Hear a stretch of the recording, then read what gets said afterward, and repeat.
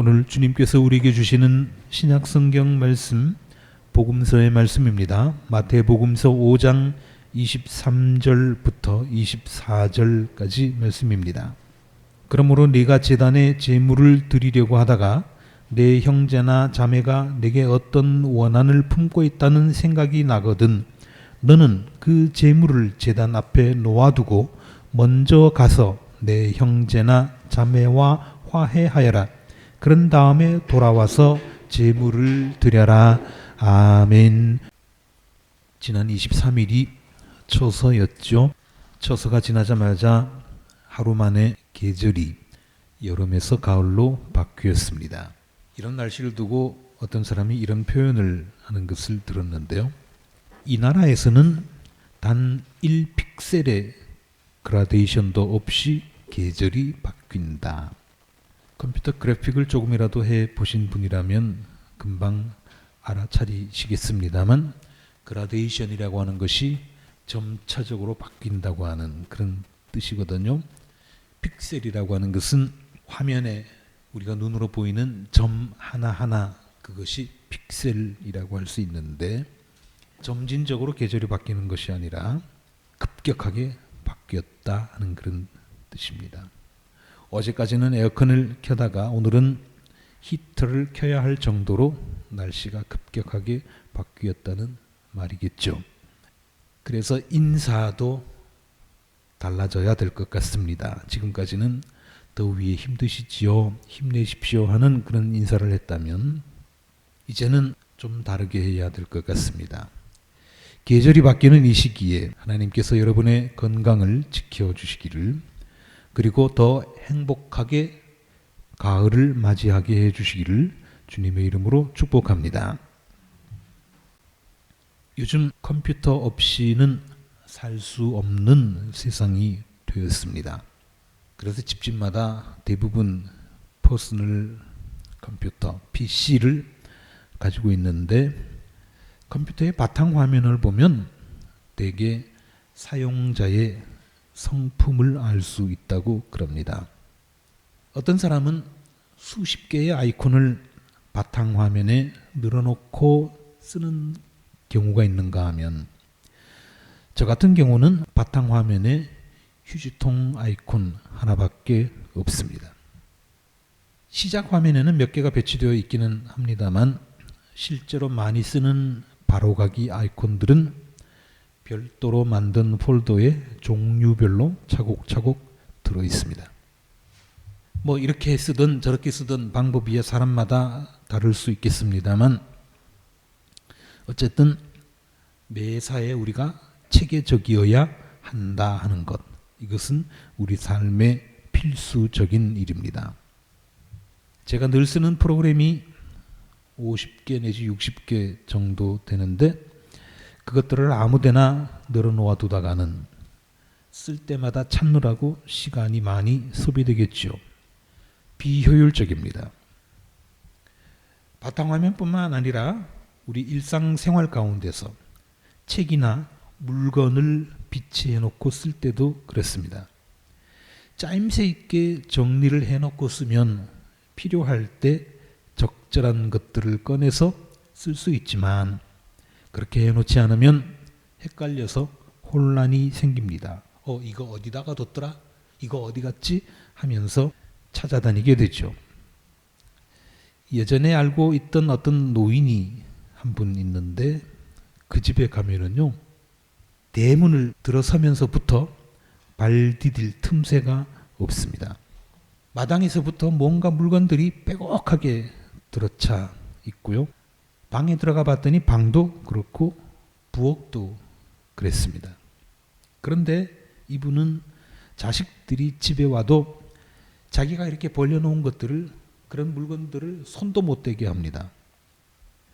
자기 나름대로는 제대로 둔다고 두는 것일 텐데 남이 와서 건들면 그때부터는 속수무책일 테니까요. 뭐 그것을 탓할 생각은 없습니다만은 세상이 혼자 사는 곳이 아니니까 남에게 불편을 줄 수도 있다는 것이 문제일 것입니다. 어쨌든 우리가 물건을 배치해 두는 것에서도 정리와 정돈이 필요하듯이 우리의 마음을 쓰는데도 정리, 정돈이 반드시 필요합니다. 마음이 심란하다 그러죠. 심란하다는 게 뭡니까? 굉장히 혼란스럽다 그런 얘기입니다. 정돈되어 있지 않다는 말입니다. 그게 안 되어 있으면 사람이 늘 불안하게 됐죠. 그 여파로 세상 만사가 뒤죽박죽이 되기 십상입니다. 성경을 읽어보면 우리 신앙의 선조들이 얼마나 정리정돈을 중요하게 생각했는지 모릅니다. 그게 하나님의 뜻이기도 하겠죠. 수많은 나날들을 7으로 잘라서 한 주간을 정했습니다. 그리고 그 가운데 하루는 하나님께 예배 드리는 날로 엄격하게 구분했습니다. 딱 정리를 한 겁니다. 그리고 이스라엘 백성도요, 12지파로 딱 나누어져 있습니다. 그래서 서로 협력하며 어울려 살도록 그렇게 조치했습니다. 이미 모세 시절부터 백성들을 10명씩, 50명씩, 100명씩, 1000명씩 이렇게 단위별로 묶어서 피라미드 통치 체제를 만들었습니다. 이게 벌써 지금부터 3000년 전의 일입니다. 출애굽기부터 레위기, 민수기를 보면 굉장히 많은, 우리가 그냥 읽어 내려가려고 하면 굉장히 딱딱하기도 하고 그런데 지루하기도 하고 그런데 그 내용이 뭐냐 하면 성막이나 성전에서 예배를 드리는 기구를 어떻게 정돈해 놓아야 되는지, 그리고 그 절차는 어떠해야 되는지 굉장히 상세하게 정해 두었습니다. 그만큼 정리정돈과 절차가 중요하다는 것입니다. 우리 예수님을 보면은요, 얼핏 보기에는 상식을 깨는 분인 것 같고 율법을 깨는 분인 것 같고 전통을 뒤집어 엎어버리는 분인 것 같지만 사실 그렇지 않습니다. 율법에 매우 엄격하셨던 분입니다. 그래서 마태복음서 5장 18절에서 이렇게 말씀하셨습니다. 내가 진정으로 너희에게 말한다. 천지가 없어지기 전에는 율법은 1.1획도 없어지지 않고 다 이루어질 것이다. 그만큼 절차가 중요하다는 겁니다.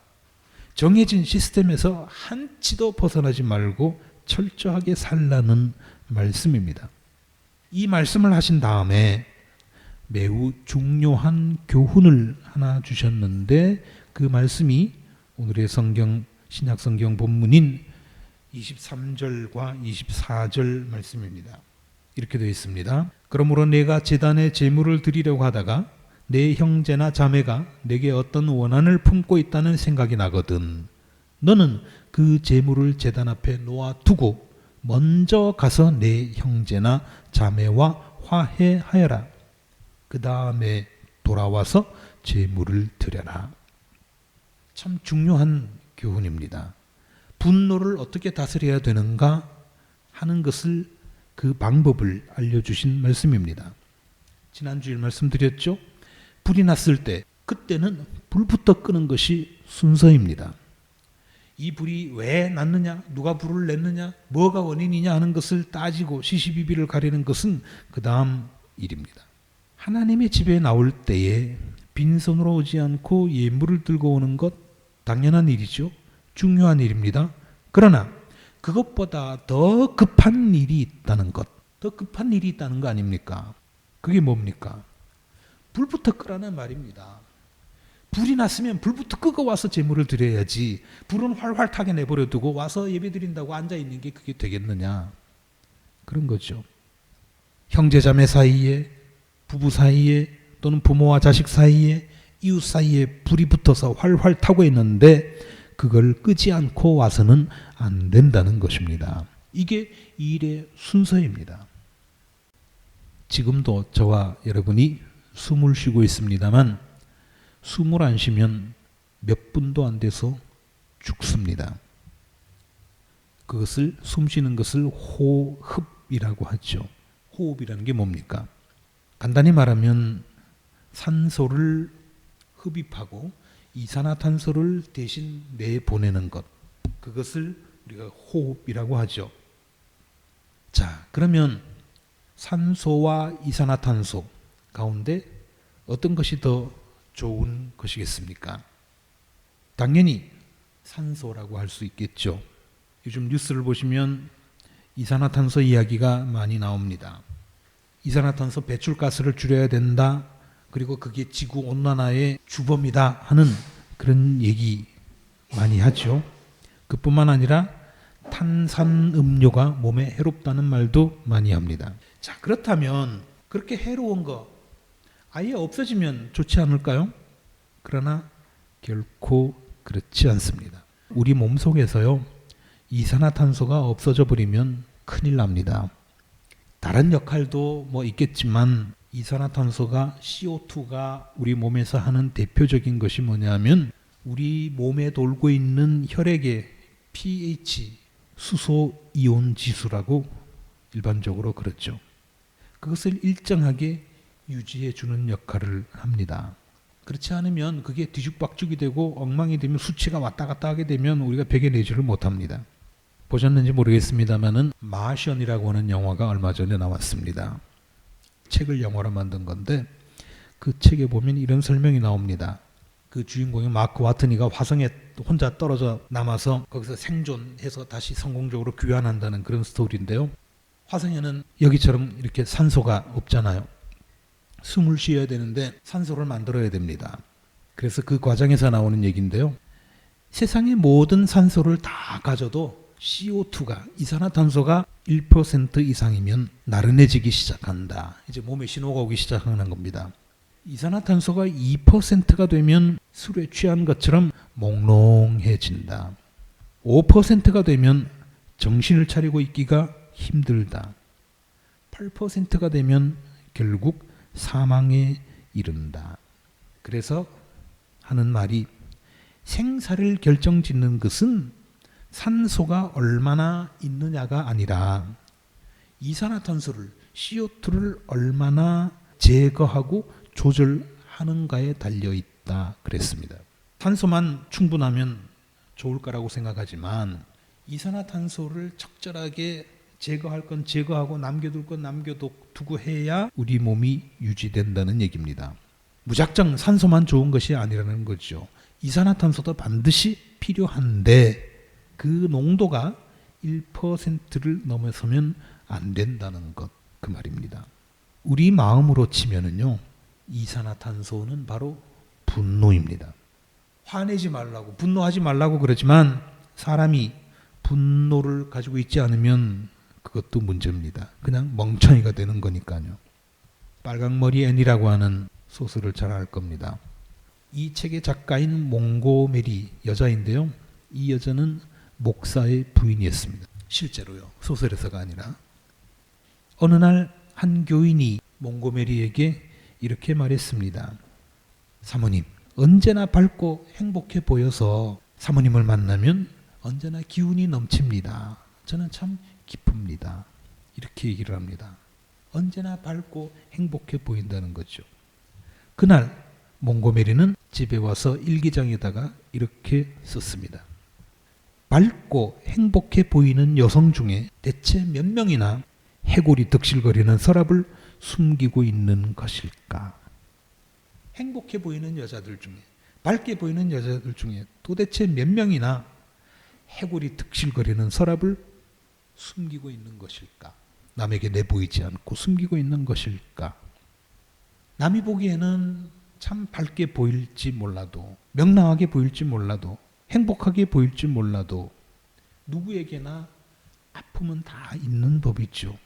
몽고메리는 그 아픔을, 그 분노를, 그 스트레스를 모아두는 서랍을 가지고 있었습니다. 이 사람이 여기서 해골이 득실거리는 서랍이라고 그랬는데 이거 원래 프랑스 소설에서 나오는 그 얘기입니다만은 어쨌든 그의 삶을 볼 때 그는 그 서랍의 크기가 자기 삶 전체의 1% 미만이었던 것으로 보입니다.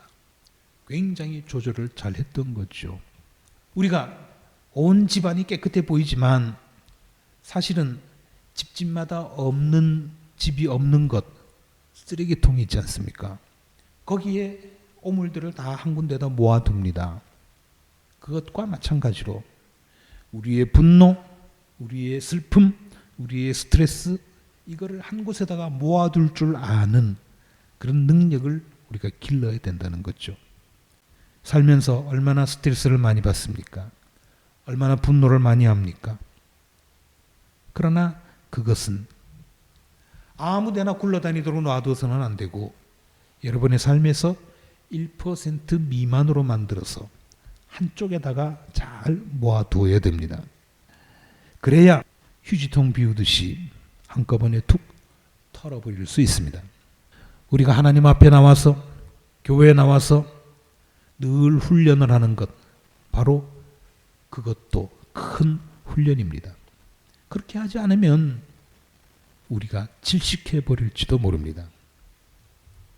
아무쪼록 예수님과 함께 여러분의 삶을 잘 정돈할 수 있기를, 그래서 언제나 분노를 분리해낼 수 있기를, 그래서 적절한 때에 그 분노를 털어버릴 수 있기를, 그러므로 말미암아서 여러분이 늘 밝고 명랑하고 복된 삶을 유지할 수 있기를 주님의 이름으로 기원합니다.